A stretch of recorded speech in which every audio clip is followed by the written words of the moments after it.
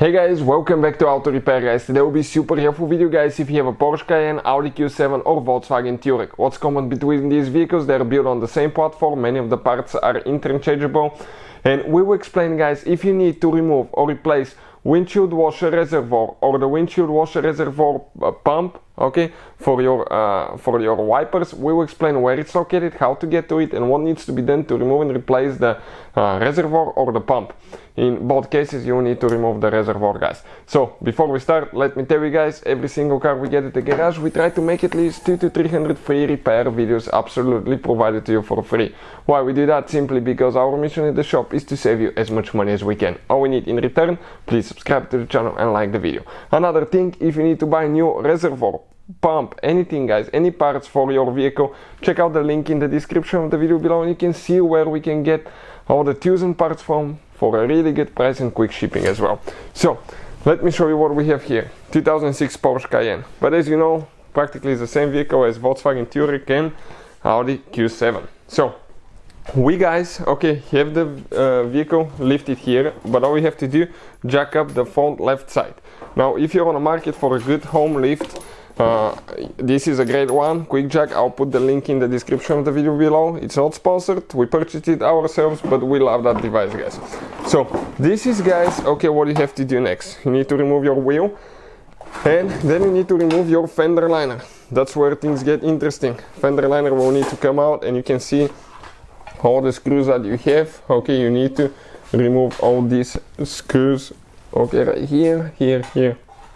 So many guys, I think it's like 13 screws, and you have some here as well, some clips. So make sure you remove those. You need to be able to remove the fender liner.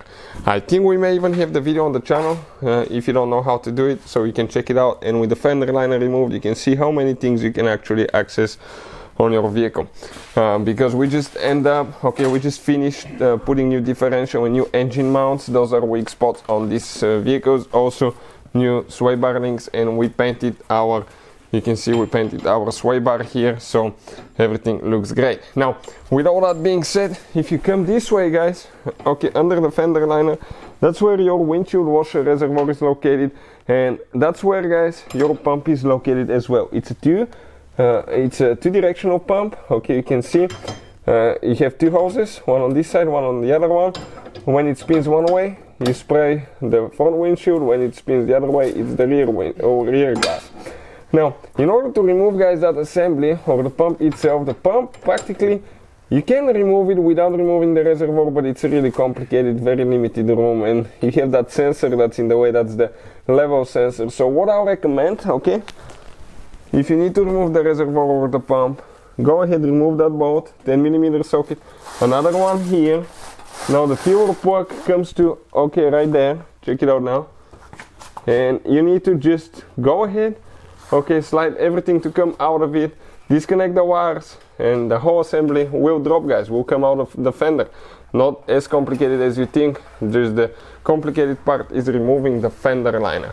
Once you do that, everything comes out. Why we made that video guys? Because many of you requested in the comment section below. Hopefully the video will be helpful to any of you trying to figure this thing out. Thank you for watching and see you guys next time.